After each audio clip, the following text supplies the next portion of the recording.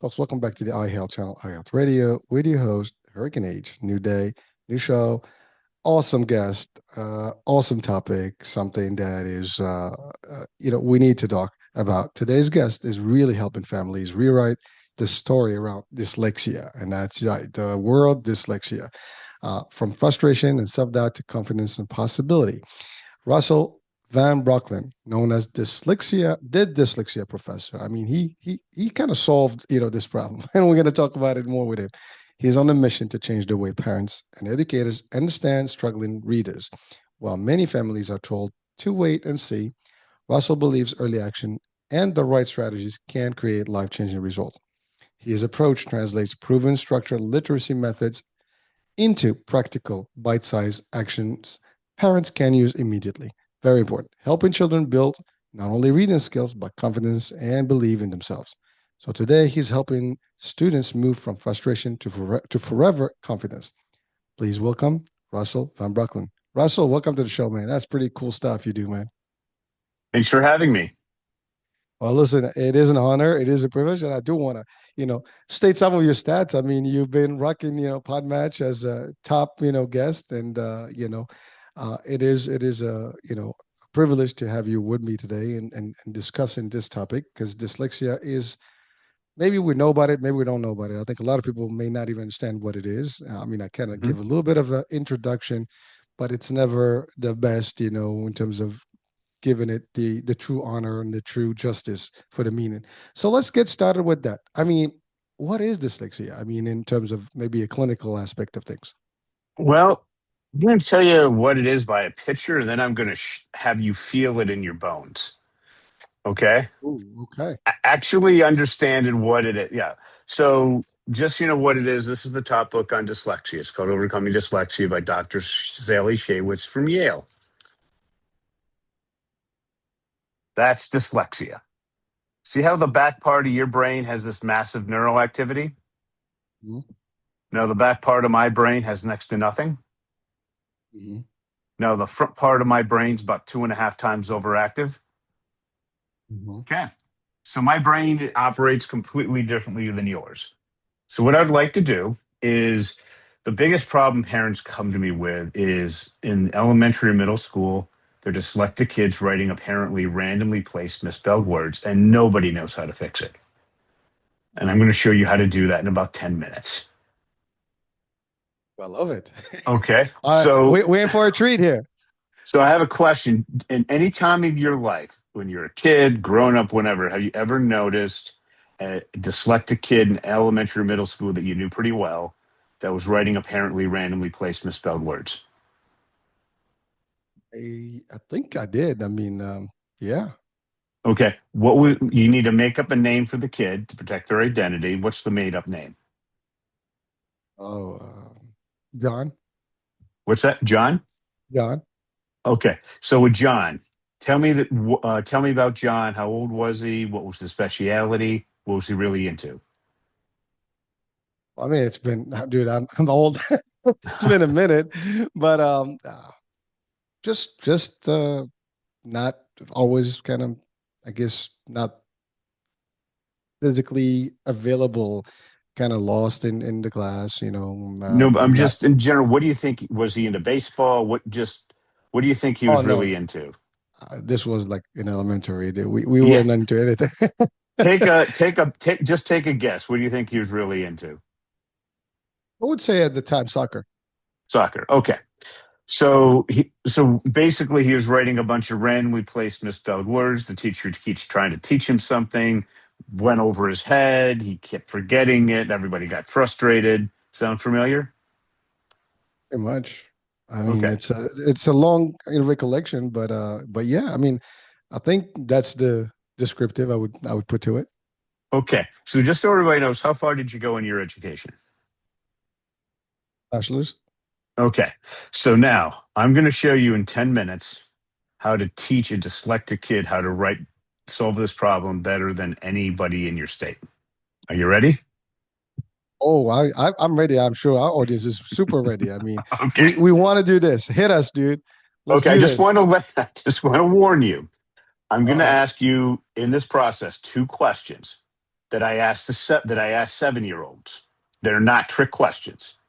If you answer them correctly, this will work fantastic. If you don't, you will get incredibly confused, and then you have an epiphany in what dyslexia really is. Yeah. Okay. All right. So here we go. Go for So it. we got so the first thing you're going to do is you're going to pull out a laptop computer, not an iPad, not an iPhone, and certainly not handwriting. And you're going to type out hero plus sign. What are we talking about? And then you're going to have John copy that until it's correct. And then you're going to swap out hero for John. So now we got John plus sign. What are we talking about? Then we're going to go to a list of 10 things that John really, really likes and 10 things he really, really dislikes. The first thing that John really, really likes is soccer. So we got John plus sign. What are we talking about? We're going to swap out what are we talking about for soccer. Now we got John plus sign soccer. See how we got there? Oh, I was actually getting ready with my laptop. You got me worried for a second. I'm like, luckily Yeah, it's well, right here. John's not here, so he's a distant memory. But I'm just saying that's how you would have done it. So do you see how we got the John plus sign soccer? A little bit. Okay. You got that so far? So far, so good. And I'm assuming my Okay. audience is there with me. So yeah, Yeah. let's If focus if on Russell. Yep. Okay. So now I'm going to ask you those two simplest questions you've ever been asked. If you answer these exactly, this will work. If not, you're going to get incredibly confused and have an epiphany in what dyslexia really is. Do you think I can fool you with two of the simplest questions ever? Probably. Okay. Well, just try to be incredibly precise. So we got John plus sign soccer. We got to swap out the plus sign for a word. Here's my question. Does John like or dislike soccer? Like soccer. Good. You got that correct. Now, I need the full 3-word sentence. John likes soccer. But that's not what I asked. Let's try it again.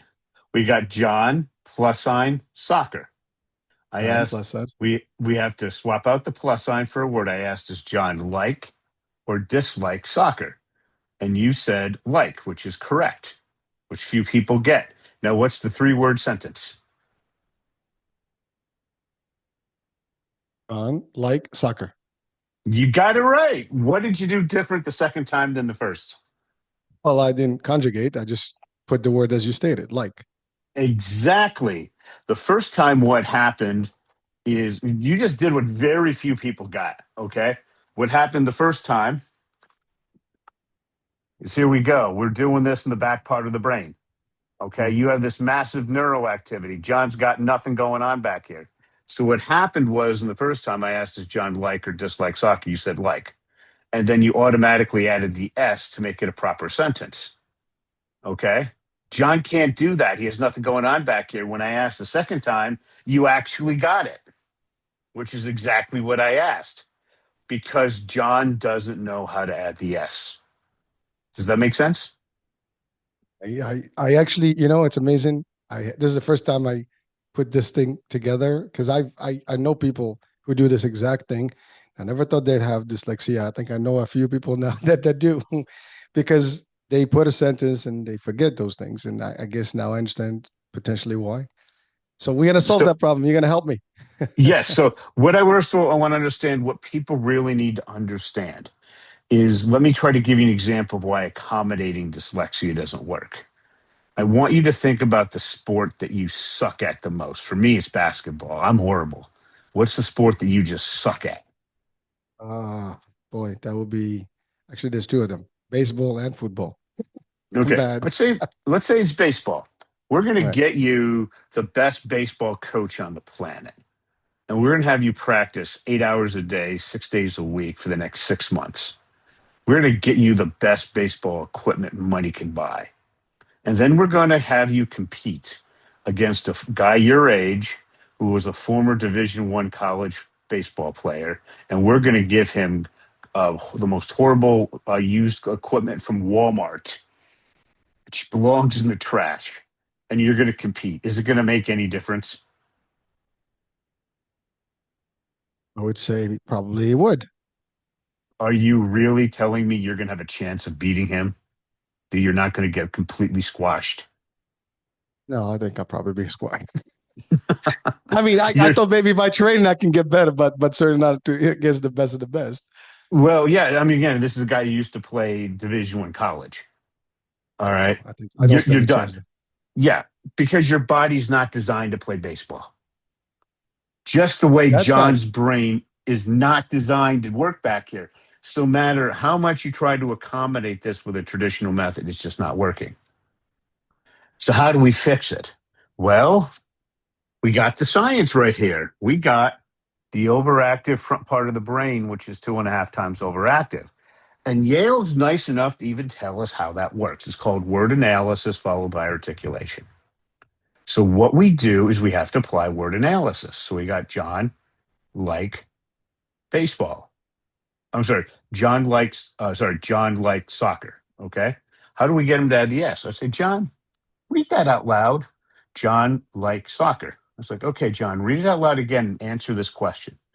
Does that sound generally correct? He'll read John like soccer. No, it doesn't. I say, John, fix it. John likes soccer. And then we'll practice that for the other 9 likes and 10 dislikes. Do you see how that's a simple form of word analysis? Well, but it's going to take some work. I mean, there's Oh some no, adjustment to there it. is massive repetition, but understand you are not the alternative is sending John to a place like the Windward Academy in the Upper East Side of Manhattan. And that was around since before you were a kid. All right. They have a proven 98% success rate. You send John there, 4 to 5 years later, they sent him back to where he came from is one of the most educated people, kids in the world. It's fantastic. For $75,000 a year for the next 4 to 5 years. And that's just tuition. Ouch. Yeah. And that's 4 to 1. It's 4 to 1 to 5 to 1 student to teacher ratio. Now, unless you have an extra $500,000 lying around, the other stuff just doesn't work. So, what we're doing here is we're just doing what Yale tells us. The front part of the brain is overactive. So, what I found is it's massive repetition. So, we practice that with other 9 likes and 10 dislikes. Now, then we're going to go because reason one. Give me a simple reason why John likes soccer. It moves him. He feels right about it. He belongs. He has fun. Oh, you're talking Because about a he sense? belongs. He belongs. John likes soccer because he belongs. Now, do you see how the reason is a simple form of articulation? Mhm. Okay. So we have 2 problems that we need to address here. Number one, the grammar sucks.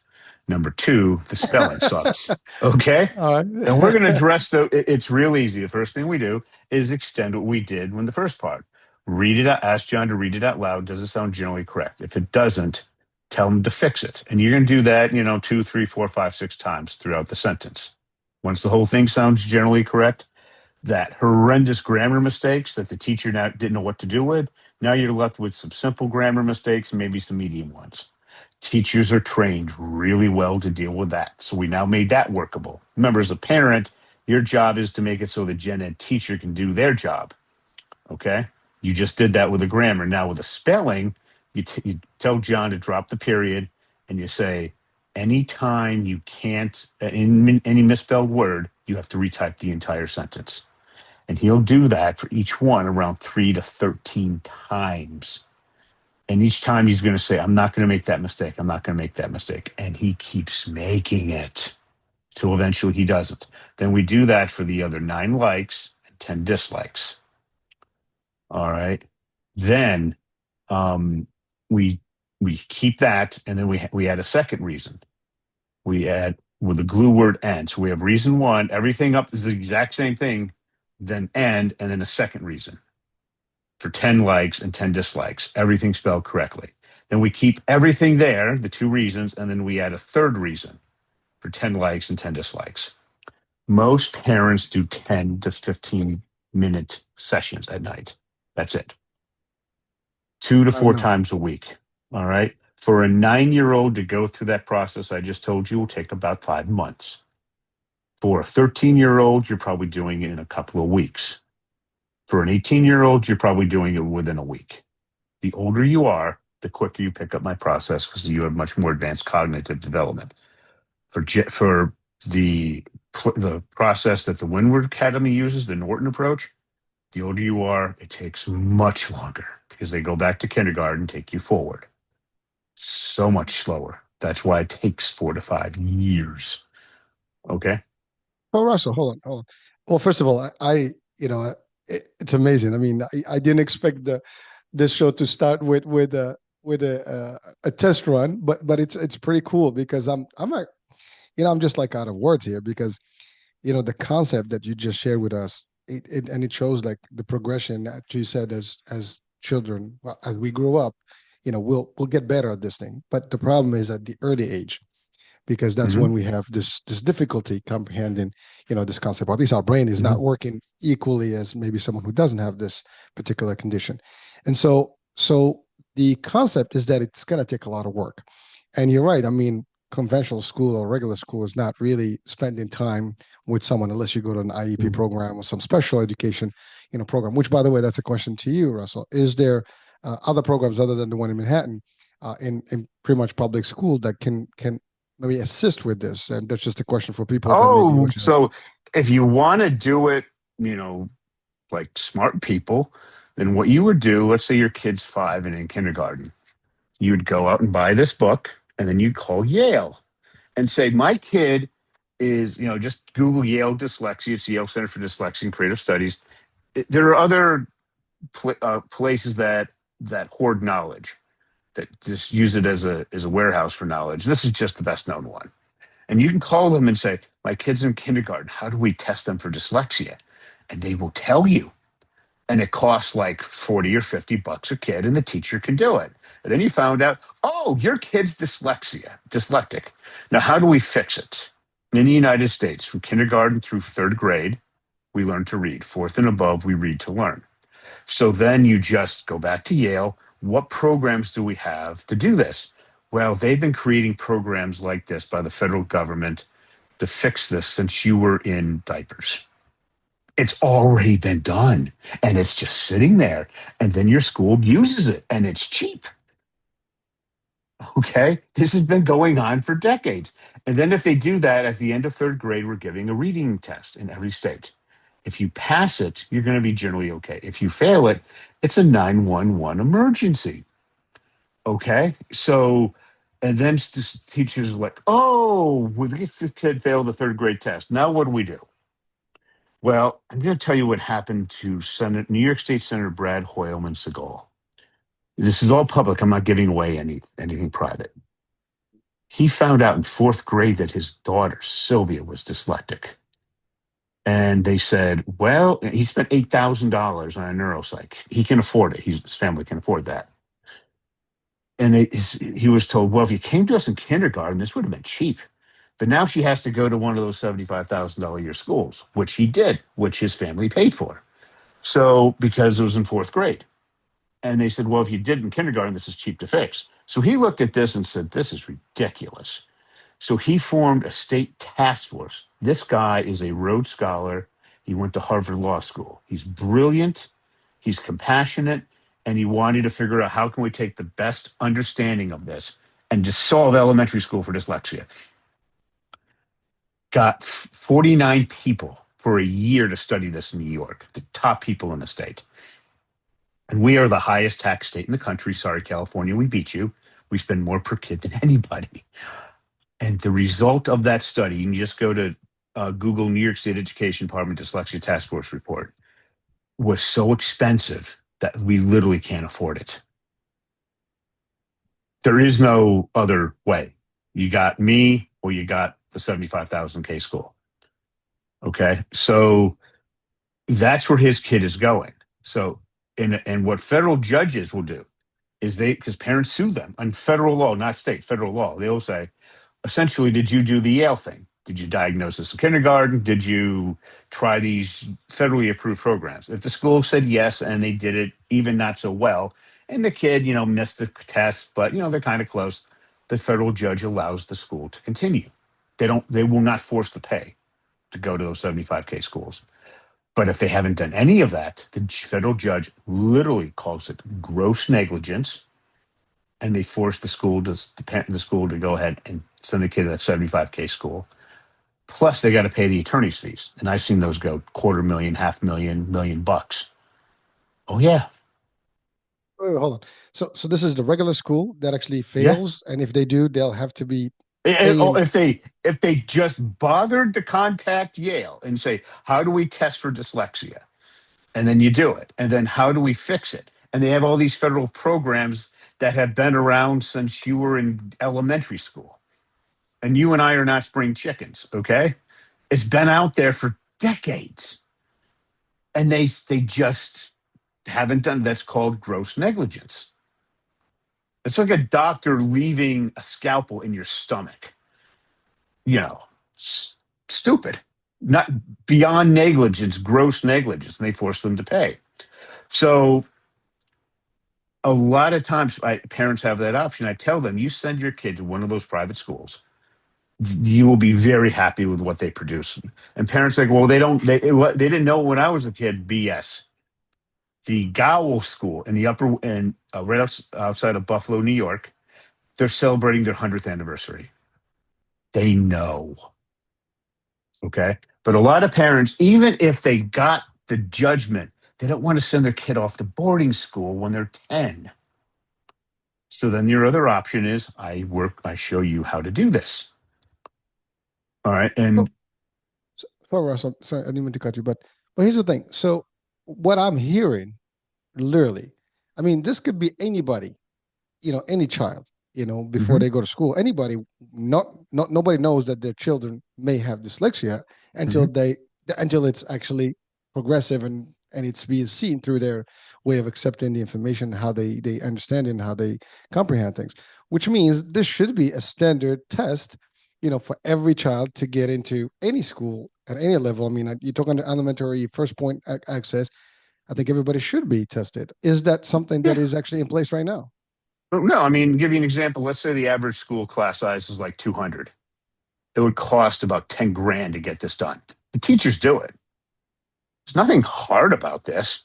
You Well, it can't is. do it, but you're not a trained It is educator. happening. But yeah, it's just right there. You just contact them. They tell you, and once you find out they're dyslexic, well, here are the federally researched programs. Each one cost about $1 million to get researched, and then the teachers pick what they want, and then you go through that. It's all there. It's been around since you were a kid. No, I know that, but I get you. But my question is really, this is important because if a child misses, Mhm. if the parents miss this diagnosis early on, now they're stuck, and or the school is stuck, the school system is stuck. Yeah, So, yeah, they can literally be sued, and they will, and it takes years, and then you just ship your kid off to a private school at 75K a year. That's what it that's takes that. to fix it. The other stuff does the in school stuff does not work. Not Interesting. yeah. So And so so that's so New the York State. Go ahead. well, Go well, ahead. well I'm just giving you what New York State actually looked at this, and to Mm. try to fix this. Besides doing the Yale thing at kindergarten, trying to fix this later is just so expensive. We can't afford it. And we spend on average 32,000 per kid, plus another 20 grand if they're in special education. Okay, we're talking. The numbers are insane. So to get back to how we can actually solve this, I just showed you how to do the third part of the model, which is word analysis followed by articulation. The first part that you need to understand, this is for ADD, ADHD, and dyslexics, is we have to focus on the kid's speciality, their area of extreme interest and ability to start off with. Why? Because schools are designed to teach us to be well rounded through the first 2 years of college. Then we specialize a bit in our major, and then we really specialize in grad school, where dyslexics have a huge advantage. All right. So let me give you an example. The student I'm going to tell you, her name is Casey. She came from a lower middle class family in the Midwest of the United States. I never met anybody like Casey before. I'll never see this again. Of the hundreds of teachers I've taught, they will never see this. Casey is a one-off edge case to demonstrate a point. I met Casey at the end of fifth grade. She was 10 years old, turned 11 over the summertime. She was interested in Theodore Roosevelt, and she was reading and writing at the second grade level and wanted to do reading first. So I assigned her this little book, The Rise of Theodore Roosevelt. All 900 pages of it. It's won the Pulitzer. It's 10th grade to first year college level, depending on who you ask. Nobody suggested this to Casey. This is just her. She went up to her room, shut her door for 3 hours a night for the next 6 months, most of the days during the summertime. At the end of that time period, you could flip to any random page, point to any random word, and she would tell you the dictionary definition. She jumped 8 grade levels in 6 months, and I worked with her for 15 minutes a week. Wow. And So that, hold on. So sorry, Russell. So what you're saying is that for those children with these types of diagnoses, right? They need to be, we need to assess what their niche is, what they really are interested in. Because if we do, things change. Because obviously, I think I love what you said about our system. It's kind of well rounded. And by the way, it's worldwide. They teach us everything and anything. Maybe half of the stuff we don't even use in real life. And I get it. It's to work our minds to give us a little bit more Mhm. information left and right. But for someone who has ADHD, or dyslexia here, they may not be interested in any of that. Therefore, they're not gonna, push. But someone who has this diagnosis and you focus them on a particular subject matter that they're interested in, then they become genius at it. I mean, I mean, Well, I told you that to demonstrate her motivation. That's not the point. The point is when I went to a book that she hated, took her 3 months, I asked her how much did her motivation drop when we went from something she loved to something she hated. The most motivated kid I ever worked with.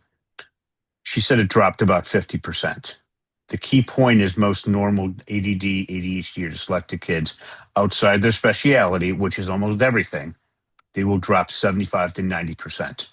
Your intervention will fail unless if you're in their speciality during that intervention period. Number one, I usually get them an audio book and then a book of what they're interested in a couple of years ahead of where they're supposed to be so they can grow into it. Number two, if you ask a dyslexic or ADD or ADHD kid in their speciality, do they have ideas flying around their head at light speed, but key question, but with little to no organization? They're going to say yes. So what we need to do is to force the dyslexic brain to organize itself by using writing as a measurable output. How do we do that? Here's this is I'm going to give you a very standard question that are given to high school kids across America every year. Let me know if this was you, if you were given this assignment, could you write a high school level paper going to a major research university and you can't ask anybody anything? Here it is. What effect did Martin Luther King's famous I Have a Dream speech have on the American civil rights movement of the 1960s? Just on that, could you go to a research library, spend a couple of weeks, and write me a high school term paper at like a B level? sure. Sure, because that's big picture, eventually Mhm. going down to the details. If you're Right. dyslexic, that is absolute hell because it's like asking us to grab fog. We have to flip Mm. that. We have to start with something very specific and then slowly go out. We would ask what personally compelled Martin Luther King to want to give his famous speech. We go to his biography, look in that time period. Oh, we have the answer. From that answer, we would ask a question, which would give us an answer, which gives us a question, which gives us an answer. That forces the dyslexic brain to organize itself by using writing as a measurable output. And then we do word analysis followed by articulation. That's the model that works. So in essence, I mean, being dyslexic is really just reverse engineered, information. I mean, you take in, it's just the process is different. I mean, someone will just, okay, you give me the headline and I'll figure it out and I can put something together. The other way, I have to figure out a way backwards to get to the whatever the mission is in You, this case. well, Am you I getting start that off at a right? very specific point and then slowly Mhm. go out. We just So it we has to be flip that. specific, right? Yes. So Parents want to know how effective this is. Well, the book that I'm writing, if you write, you can read. My part is with it's with Kimberly. She's a very religious homeschooling mom in the state of Ohio. She has some college, 5 kids. I met her on December 27th of 2024. She just spent a few weeks before that spent $700 and had her kids tested by the state of Ohio. Her 4 Gen Head kids scored off the charts, brilliant with reading using traditional methods, but her 10-year-old dyslexic son Reed was doing horrendously bad. He was reading at the 11th percentile, writing at the 4th percentile. So I worked with her for half an hour a week for the next 8 months. She worked with Reed for an hour and a half a week, 3 half-hour sessions. Most parents do 10 to 15-minute sessions. Over the summertime, Reed's friends came to him and said they wanted him in class with them in public school. So, beginning of August, let's call it 8.5 months later, he was tested in a public school. Much better data.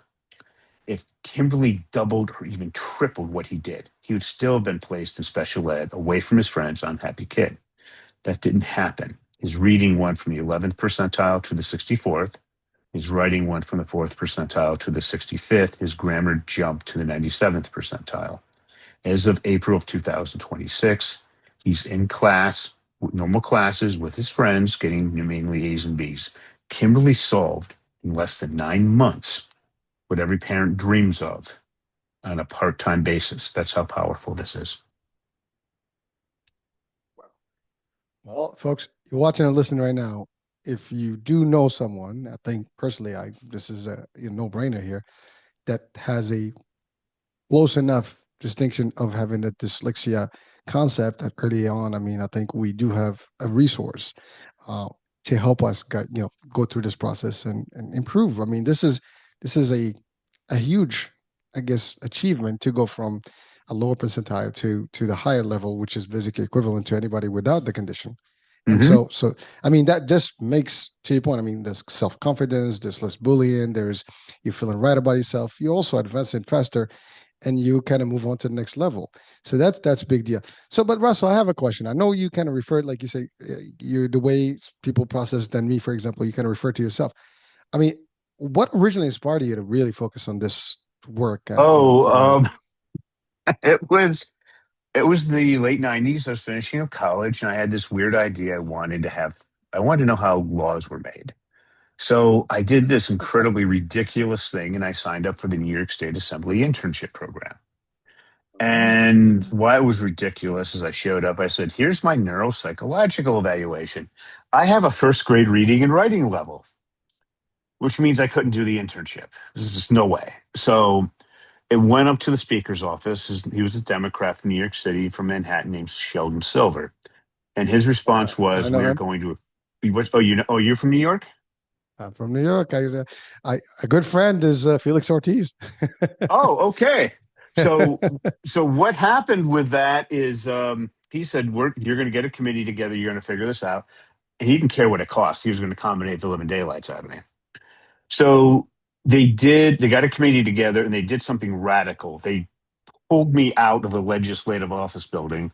I had almost no contact with my peers outside of the academic portion. That's a big deal because that's a huge part of the program. They put me in the Majority Leaders Program and Council's office in the Capitol. And that's a big deal because that office runs the assembly day to day. And they had no clue what to do with an undergrad. I walked in, I see why they did it. They're three administrative assistants. So they treated me like a grad student. So instead of going to get the coffee, answer the phones, and all that other nonsense, they're giving me like a committee. They're giving me policy work. Okay, got me a new computer.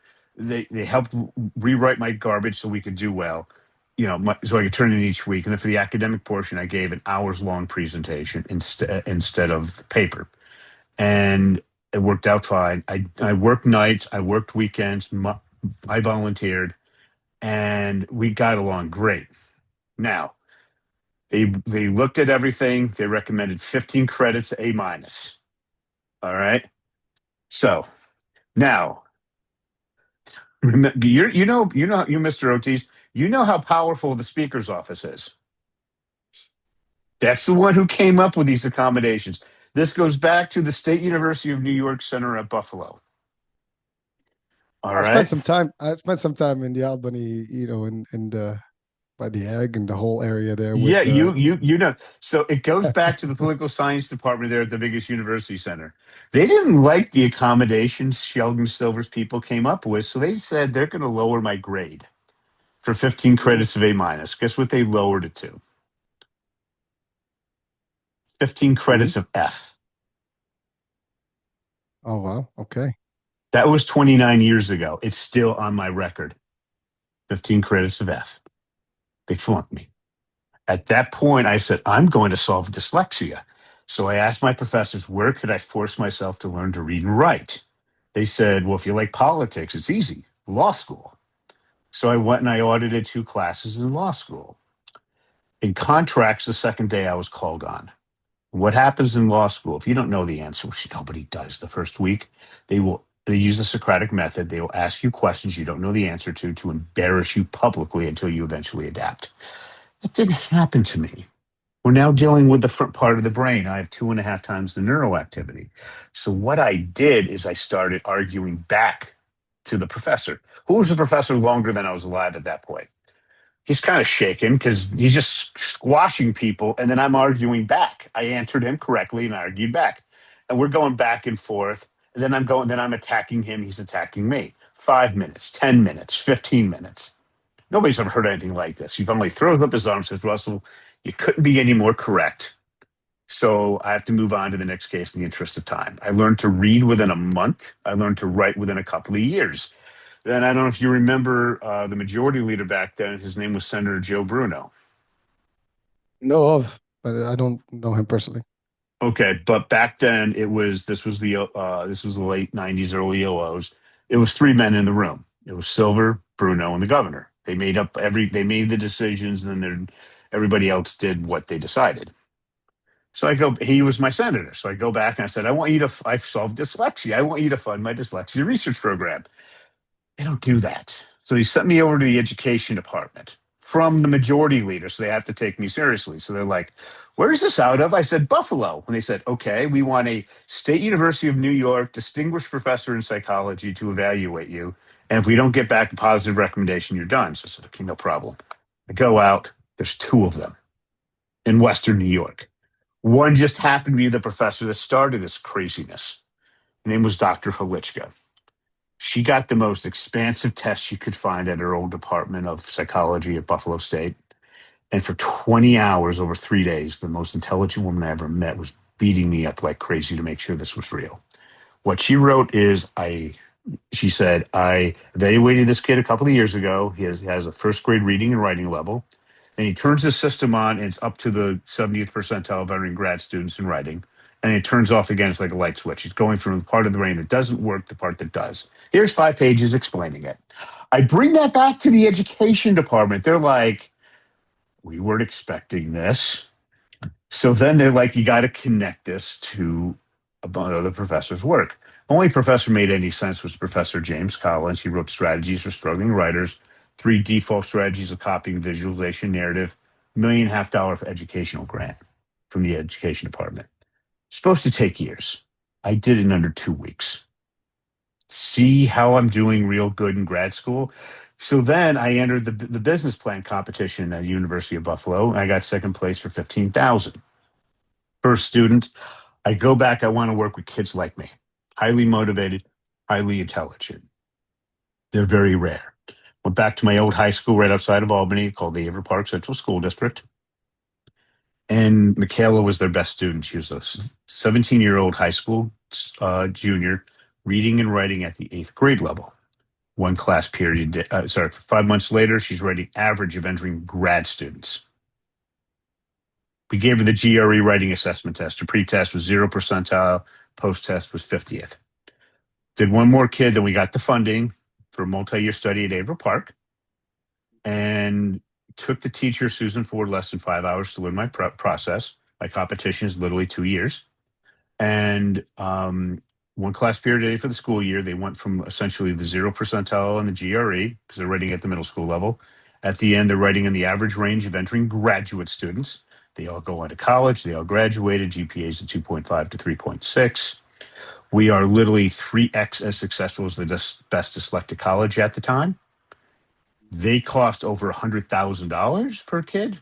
Guess how much we cost the state for that? Did Yeah, well, there's a price tag for that kid to go from the 0 percentile to like average of entering grad students range. What do you think that costs per kid?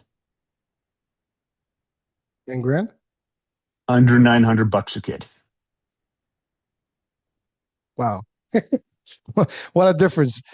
Yeah, we were Unbelievable. 3x as successful as Landmark College for less than 1% of the cost. And we presented that in New York City in 2006. That's how I got started. Well, you, sir, I have to say, are a true inspiration to anyone watching and listening, that no matter what condition or conditions that exist, you can defy them and you can turn things around if you have the willingness to make it so. You've done that. I mean, I love that. You're challenging people, you're making it, making noise. And I love that concept, by the way, when you said you're debating with the low professor. I mean, isn't that what happens in a low, in a court? There's a lot of debate. They want the debate. I mean, you talked about the assembly and on the floor in Albany. There's a lot of debate. They have students that do those debates, and they teach them how Right, to but I want you to debate. understand. I locked horns with a professor the first time I was called on my second day, and I couldn't beat him. He couldn't beat me. We were equals. He was a professor longer than I was alive. So even if you go to the assembly now, you pull off your typical assembly member who's even an attorney, and you try to have them debate a law professor in their area, they're generally going to come up on the short end of the stick. I had no legal training. I had not everything just organized that day. So, but if you understand, like Assembly Member Ortiz, great guy. All right. Um, When you're dealing with dyslexia, they tried to get this fixed with the Dyslexia Task Force report. Found out we can't afford it, so they spent 250 grand a year to try to fix it. Now, one of the three teachers on that task force, her name is Evelyn Whitebay. This people, I mean, literally, the senior people in the education department did everything they could to force her onto the task force because when she taught, normally the special ed, which is the best thing I have for dyslexia, is about if the average passing rate for the district on the English language arts test is 50%, they're around 10, about 5x. Her dyslexics were outperforming the gen ed kids. That's how good she is. We can go to a local school district and we can show them how to solve this whole thing in 6 hours. We don't need months. We can do it in a day. well, Russell, I mean, we're talking a lot more about the New York State, and and you put in this program, but I mean, this is not just a New York problem. I mean, I think this No, is this is, every yeah. county, every state has dyslexic, folks, and there's probably a chance that they may not be able to get the results and get in to resolve this problem. I really solve that because, as you said, you cured it, you fixed it. I think there's a lot of work to be done to do that. I mean, are you expanding your footprint into the other states and other school systems, Oh, or it's gotten so insane that, I mean, we literally at one point worked with an elected official. I'm not going to say who, but he arranged for us to go in at because some of his constituents, multi generation, very senior people in the field of dyslexia in New York State, very say they're known. And we had a meeting, and this was a very pragmatic elected official who understands sense when he heard it, and he wanted it fixed. He wanted me to meet Evelyn and me to meet with his superintendent. Got on the phone, tried to arrange it. It was supposed to be this big, huge meeting. Ended up blowing us off with an online Skype call. I mean, online, Zoom or whatever. All right. Mhm. I mean, trying to get into the schools, it's insanity. So I just go to the parents and say, it's just easier for you guys just to take care of it.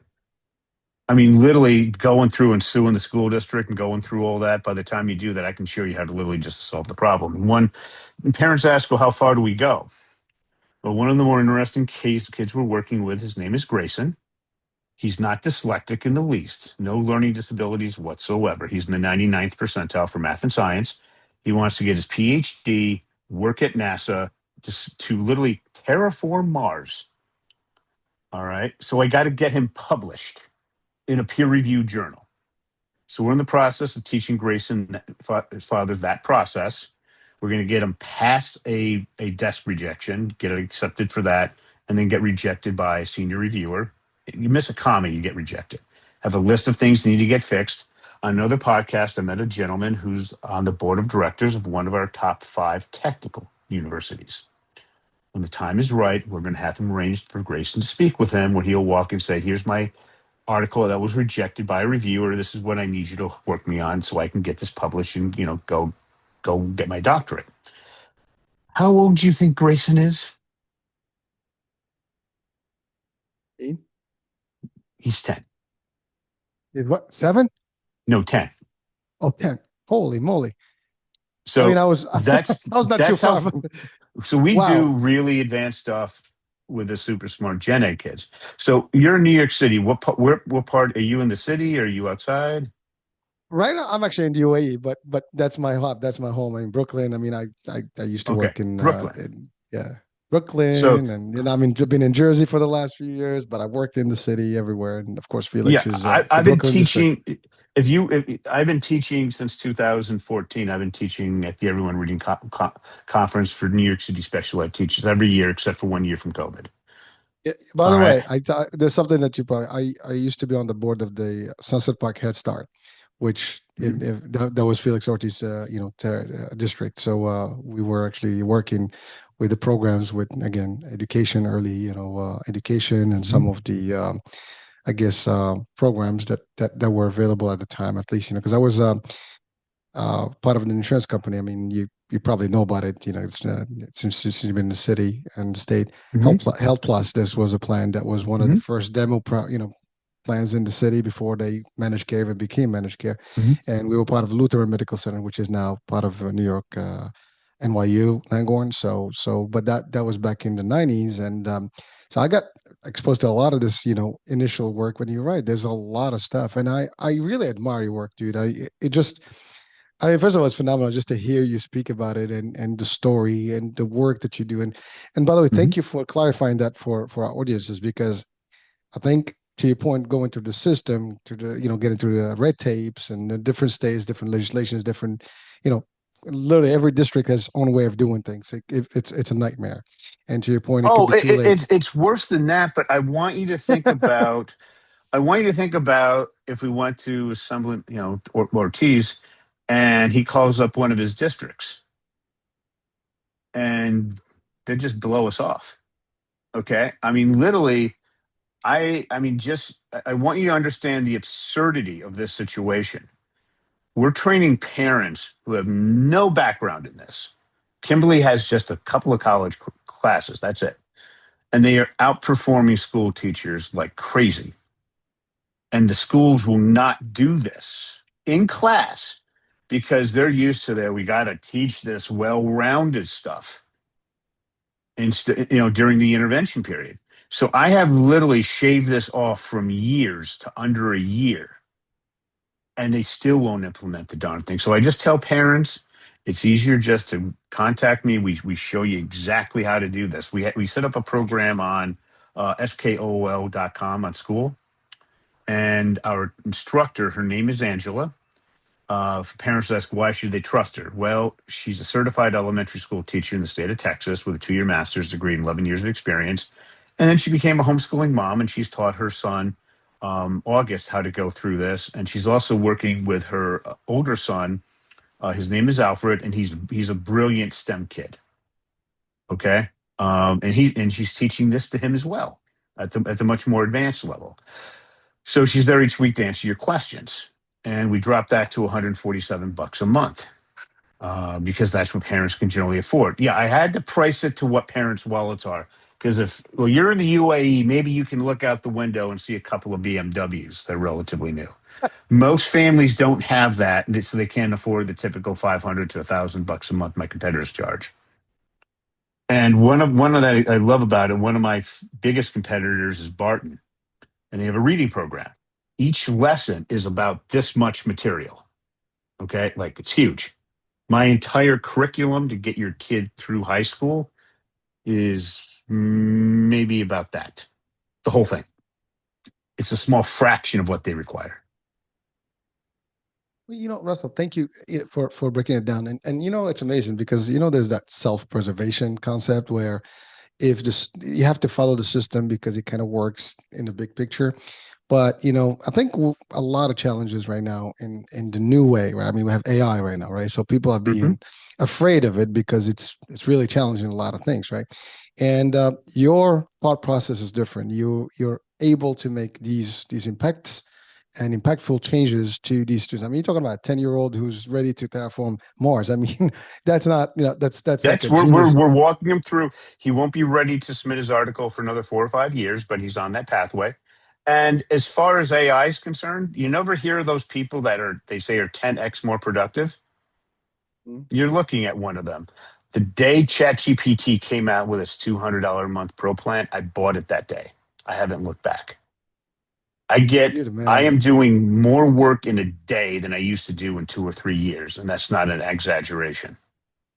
Oh no, I'm with you. I'm an early adapter too, and frankly, I am more like you in the concept of the system. There's a system. I get it. That's fine, and there's no reason why people can follow it. But if there's a way to shortcut things and to move faster and advance faster, why not? There's no reason, especially using Mhm. the right tech, the right tools.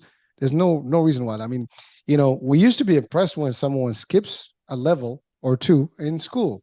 Right? So that's the same concept. You just kind of advancing someone from stage one to stage 10, boom, faster in terms of their learning abilities and just knowledge abilities to I mean literally, I mean, you're talking about a child that who's going for a PhD at 15. I mean, that we call that a Yeah, genius that's guy. that that. Oh yeah, he's a genius. I'm just saying it's that much accelerated. So just what happened when I presented in New York City. Two things happened. Number one, I was told by senior professors. Number one, we don't care. There's a 2 year kid scored in the 70th percentile from middle school on the GRE. They don't care. They wanted the craft of research. It's like the craft of what? Craft of research. It's from the University of Chicago. It teaches PhD students how to do their doctoral dissertation, sold over 1 million copies. And then the teacher said, does this work for normal kids? I said, absolutely not. They said, come back when it does. So I had to combine those two, and it came back 8 years later. So if Amazing. you so if you want to take a minute, what if I told you I could show you how to solve for middle, high school, and college kids how to do an advanced body paragraph and a technique that I doubt that you even know about that could improve your writing? Well, I'm pretty sure. I mean, there's only so much I know, and I can learn more. And I guarantee you've already established that. So I'll take your W- word for it, man. would you like me to walk you through that, or Yeah, yeah. I mean, I'm sure okay? audiences are not like excited right now. They just want to see how this plays. Let's go, man. Okay. So what I want you to think about is um, we need to communicate at a much more evolved. What I'm about to tell you is from the a specific technique from the craft of research, and two people I've met outside of PhD candidates with master's degree understood what it was. All right. So first, how we're going to start off with we're going to start off with a movie review. This will make sense very quickly, but anything a dyslexic comes up with feels like it's coming out of left field. All right, the whole point I'm going to show you is how to use a universal thing. So I need you to think of a movie that meets three criteria. Number one, it's one of the best movies you've ever seen. Number two, you know it intimately. Number three, everybody's seen it. What's the name of that movie? Star Wars. Star Wars. Which one? Well, I mean, all of them, but we can go into Empire Strikes Back. Okay. Generally considered the best one of the three. Now I'm going to ask you something really difficult. I need you to reduce The Empire Strikes Back to a one-word universal theme that best represents that movie in your view. That's original to you. What's the name? What's that universal theme? Believe. Belief. Okay. See how long that took you? Well, I had to shrink it. Right. Yeah. You had to. You just had to go. How long do you think it would have taken a dyslexic to do that? Instantaneously, because that is the front part of the brain, and I got 2.5 times the neural activity. You're now playing in my sandbox. There are advantages to being dyslexic. So Amazing. If you were to write a movie review, what you would do is you would ask how do the major actors do with the universal theme of belief, how do the directors do, how do the screenwriter do, and put that together. Here's the problem. Back in the 90s, when we were marketing, we had a couple of TV stations, we had a couple of big publications. You just blasted that to everybody. All right. Because the belief is a broad brush. Worked great back in the 90s. It's the 2020s. We have to laser focus. This isn't working anymore. So now I'm going to traumatize some of your audience just for a moment because we're going to go back to high school English and Shakespeare just for a moment. Okay. I want you to think back to any Shakespeare play you did in high school. You had a hero. Hero wanted to do something based on one or more universal themes. There'd be an ultimate villain who's based as a character, concepts, and some universal themes that would try to prevent the hero from accomplishing their goal. All right. And then they would have a conflict in Act One. It would escalate in Act Two like crazy, resolve in Act Three. Sound familiar? Much, I think. We're going to simplify that process. Why am I using it? Because Shakespeare was considered by many professors as the ultimate in how to communicate in English. So looking at the script of Empire Strikes Back, let's say that's what the student's really into. So then what you're going to do is just so you know, we have an class after the sentences one they showed you that shows dyslexics how to do basic body paragraphs. I'm going to assume they've done that. So we're going to have the dyslexic write out as many paragraphs as they can. Then they're going to take the most important word from each sentence and then type it out as a list. And now we're going to come back to an issue where most kids will do this because I'm saying we're in your speciality. We're teaching you from the specific to the general. Some kids won't do the work I'm about to tell you. And it's important because this is how you teach dyslexics to read. And it takes a few minutes to learn. But how do we get the kids to do the work that they don't want to do? I want you to think back to when you were 10. What was the chore that you just freaking hated? Grocery. What's that? Groceries. Got to get some Groceries. stuff from the store. Yeah. Okay, you just hated that. Was it putting them away or getting it? What was the worst part? Yeah, just having to go and, go to the store, pick stuff, and come back home. Just taking too much time. Okay, now imagine your parents saying, if you don't do this, we're going to go to the store, have you fill up the carts, and then you're going to put the stuff back. Mhm. Okay. Or once we buy Uh, stuff, you're going to put it away, and then you're going to unpack it, and then you're going to put it away again. And we're just going to sit there until you decide to do what we're asking you to do. How long is it going to take you to stop doing that? oh, it will be instant because I just don't want to go through that experience. Okay, give you an example with Reed. Reed said, I'm not going to do my work. I said, okay, Reed, please don't do your work because your mom's going to, what he hated was cleaning the rabbit cages. And his mom said, well, she stopped cleaning them, so they're going to be extra funky. I said, Reed, don't do your work because then she's going to videotape you cleaning the rabbit cage and the look on your face is going to be priceless. I want that video. Don't do your work. He started doing his work. Just the threat. All right. Why? Because here's why. Because for each of the most important words, you're going to type that out, and then you're going to go to Merriam-Webster's online dictionary, and the kid's going to pick their definition, and then they're going to type the definition. The parent has to be looking over their shoulder because the kids are going to copy and paste. They can't do that. They have to type the entire Oh, thing. Okay. There's no trust here. So they do that for all the most important words. All right. Then they pick the one they like the best. But just like we had in your Umpire Strikes Back example, it's a broad brush. So then we go to the thesaurus, and we put it in. We do five synonyms, 10, the entire level, multiple levels. And what you're going to do is then each one you're going to type out the word, and then you're going to type out the definition. Why? After you look it up, we're going to look at the front part of the brain again. This deals with word analysis followed by articulation. Here's my question. I'm deadly serious about this. How can you apply word analysis if you know exactly what it means? it's very tough. No, you can't. So these kids literally have to know exactly what it means. So after they do that again and again, eventually they're going to say, I know the word. Okay. Then as the parent, you have to say, okay, type it out. And if it's pretty much about the exact copy word for word, you can move on and not have to have them type it out again. If it's not, retype it. I don't know if it's 1 to 20 or 30 times. Eventually, they'll get it. We're doing this for 6 to 12 months. And over that time period, this is exactly what Casey was doing with this book, a very similar process. At the end of that, they're going to have hundreds and hundreds and hundreds of evolved words. I want you to think if they have like 500, 750 advanced words. You know what that does to their reading level? Shoots it through Jumps the up. moon. And they can just sit there doing this. It's cheap. You're not spending $200 a month. I mean, for an hour for an Orton Gillingham tutor. Your family's not going bankrupt.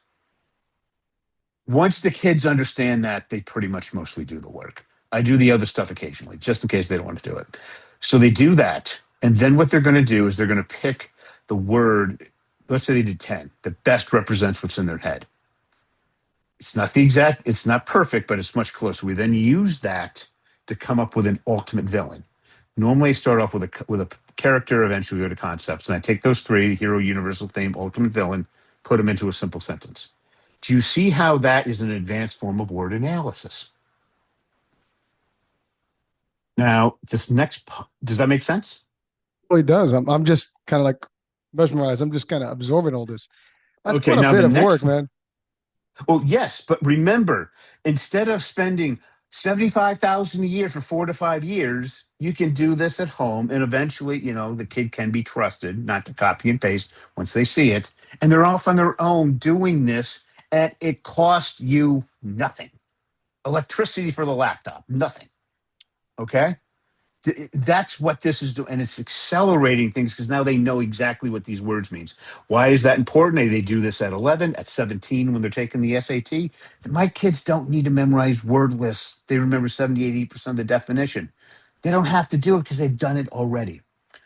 So now I'm going to show you how to apply articulation. Then we're going to go because three really good reasons. Don't worry, this is almost over. We then take for each reason, we reduce it to a one-word universal thing. Then we go to the script of Umpire Strikes Back. I'm looking for a one sentence quote that deals with that universal theme at the beginning of the script and then one at the end. We take those two quotes together and we put them as our data. Then from that, we form our topic sentence. Now, have you ever noticed when you're in college and afterwards, you'd have your topic sentence, then your data, but they didn't flow very well between the two? Yeah, often I'd say Okay. we have that here. Have you ever thought of applying a warrant to a body paragraph? Nope. A warrant is this is directly from the craft of research. It's one of their key points. Very few people outside of the PhD candidates know what this is. A warrant connects the topic sentence with the data by answering a how and a why question. So you have your topic sentence, answer a how question, answer a why question, connect that to your two quotes. There's the basis for an advanced body paragraph. Ooh, mic drop. I That love it. will that will essentially get you past the New York State Regents exam. So in a little over an hour, I just showed you the model, how to do these with two main areas. Yeah, that's how powerful this stuff is. Russell, like first of all, I really want to thank you for. I mean, this is one of the most interesting shows that I've been to, where I'm practically, just engaging with you in a direct format, right? So it's not just a Mhm. conversation. I'm being tested with the concept, and I get it, I see it, I feel it, and again, I think people are watching and listening. If you do know someone, your child, a friend, family member who's potentially having this, I don't know, I would say, instead, like the even the idea of the concept of the dyslexia, I think we should send them to you, Russell, because I think you can resolve this for them in no time and save them money and really get them to the next level, which there is no parent, including myself, that would not want their kids to be at the highest level of everything, in terms of education, in terms of Mhm. I guess even understanding, comprehension, reading, whatever you wanted. I mean, certainly, going to the next level, and succeed. I mean, that's like the ultimate goal for every parent. I think, what you did today is probably something that I have not seen before, whereby you broke it down to the different texts and the different steps and the different methodology that can really make things happen in a very simple format. So I want to thank you for that. Yeah, man. So I have a question. I mean, parents watching right now. I mean, they really like. What would be a step they need to take tonight, literally, just to turn this around ASAP? Call you. Well, yeah. Well, what we've done is if you go to skool.com and just simply just type in dyslexia classes. We have a course there for parents. I start every kid with the sentences. I don't care if you're a PhD candidate. I start you there because I need you to make sure we fill in on everything along the way. Just start off there. It's 147 bucks a month, and you can stay with us as long as you'd like. And just so parents like they're concerned about I don't have kids start using AI until after they do the advanced body paragraphs. And I'll give you a little secret. If you want to do good on AI, you have to know what good looks like and then how to fix it just instinctively. How do you develop that skill? When I was when I was telling you about the problem statement, you see how we came up with I told you how we start off with a dyslectic, something very specific, and then we go out. What I do with Grayson is I use the AI to figure out where the hole is in the journal that needs to be filled, and it's really good at that. And then we start off with a custom document for him. And then I have him read it once, read it a second time, or circle things he doesn't know the answer to. And the third time, he tries to solve his own issues that he doesn't know. And then whatever he's confused about, we use it for the next document. And I guide that, the QA, QA, QA, until we eventually meet that hole. And that's a problem statement. Most people don't know how to come up with good problem statements, how to come up with a problem that's worth solving, that's worth the economic resources. Once you do, that's the hardest part. Once you do, then it's just a matter of coming up with the innovation. But if you can't answer the right question, you don't know how to direct what needs to get done. And that's exactly what we teach people. That's the next step. People ask me, why do I give away so much stuff on podcasts? I said, well, I solved the craft of research. What I just gave away was a simple and advanced form of articulation. It's followed by word. I'm sorry, what I gave was a context problem solution. I just showed you the simple and advanced form of context. The real Well, values in the problem statement and the solution. well, thank you, Russell. And I think, what you do on the podcast, what you've done today is really sharing the value, how the concept works. And frankly, Mm-hmm. we still need the assistance and the system and the work to be done. And so therefore that's what we need Mm-hmm. you. So the podcast it intrigues us. It gets us, to really Mm-hmm. be excited about it, to know that there is a way out. And certainly the next step is just to do it. And again, you're talking about 140, that's like, I mean, $2 a day worth. I mean, it's not a lot, dude. Yeah, well, is that $2, $3, whatever? I mean, the math. Yeah, but what I just gave you, if your listeners go back and then just practice exactly what I told you, you have to listen to this a few times, take notes. You can just start applying that to right now, tonight. Well, by the way, just to correct the math, it's a little bit more than $3, but I mean, it's definitely less than a Yeah. Starbucks. Oh, good grief! I can't imagine. I'm not a coffee drinker, but man, I go in just to have meetings there. People are buying $10 cups of coffee. I'm like, damn. I forget the coffee. It's the juices, those coolers, whatever they call them. I mean, those now people actually are going the other way. But to your point, I mean, $5, $6. I mean, you can certainly, at $5 you can afford the Yeah, that's course. I mean, essentially where it's a Starbucks coffee a day, and that's where we came up with the pricing because we had to focus on what parents could actually afford. And I don't know if anybody's noticed, but we had a little bit of inflation since 2019. just a little bit, we right? we just had to make sure, and and the other thing that I did that nobody else has done in that price anywhere near that price point is we have Angela there each week to answer your questions. And there's just something about having a former school teacher who's gone through this as a homeschooling mom that matters. Listen, I know we exceeded the hour, but I do want to commend you for the work you do, and I admire, how you've put it into practice, into reality, and you are Mhm. making a difference in people's lives. Because I tell you, I mean, it is a handicap when you're not able to work equally to your vicinity, entourage, and other, students or other people around you. So changing the dynamics and being able to actually be even ahead, that's an amazing, you know, uh, transformation, I would call it. And anyone would love to have that. It's just a super plus to have. And so therefore you've resolved and solved the problem that is pretty, I think, um, occurring than people think. I think dyslexia is not something that just a small percentage. There's a lot of Oh, folks that may have. well, you're Yeah, a business guy, so here's just. Do you ever hear of this show called Shark Tank? yeah, of course. What percentage of the sharks? There's six of them. How many do you think are dyslexic? I can think about at least four of them, so maybe 60%, 60% of all the Three of rotation. them: Three of them. Damien, Okay. Barbara, and Mr. Wonderful. Dyslexics make up less than 10% of the population. They're over. That's 50% of the sharks. It's a real unfair advantage once you're out in the real world.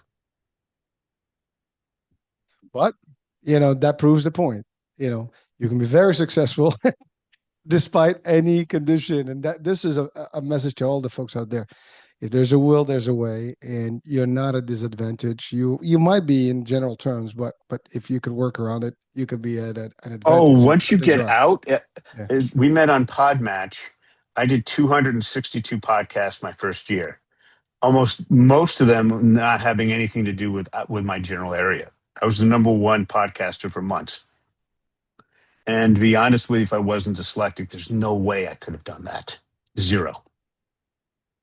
You're really making a difference, and you are sharing value to people watching or listening. And by the way, this is you're talking about in the US, and I think your program can be international and accessible to Mhm. everyone. So I think that opens up, to folks that may be anywhere in the world with minimum, I'd say, resources, financial resources, because I think $150 average a month can still be feasible around the world in a lot of places. So I think that's still accessible. And the idea is that they may not have the tools in some parts of the world that we might have in the Mhm. States and, in Oh your yeah, no, case. everything. Yeah, those Orton schools, they're concentrated in the northeastern United States. There are other parts, but it's mainly in the northeastern United States, and they get kids from around the world. I mean, the Kildo, I'm sorry, the Gowl School gets them from I don't know 30 countries or something. Well, I'm saying, but they can access you directly through your program, Yeah. through your site. Oh yeah, yeah, And yeah. yeah. And we don't require you to sell your house. Well, that's what I'm saying. This is something it's really a plus to audiences around the world. So if you're watching, listening anywhere, and there may be an opportunity here. If you think you can use this program, please feel free to check out Russell's link. I will have it on the description of the show, so you can actually get to him and hopefully get yourselves, a whole new lifestyle and a life changing experience here. So Russell, I know we've passed the hour, way past the hour, but anything you want to leave our audiences with before we close the show today? Nope. Just come to visit us on skool.com. Just type in dyslexia classes and find us, and we're here to help you get started. Perfect. Well, all right, folks, there you have it. Let's do that. Let's check it out, and let's put dyslexia behind and move on to better things. That being said, I'm Hurricane H. I hope that you've had a great time with us today. We'll be talking soon. New day, new show topic. Bye for now.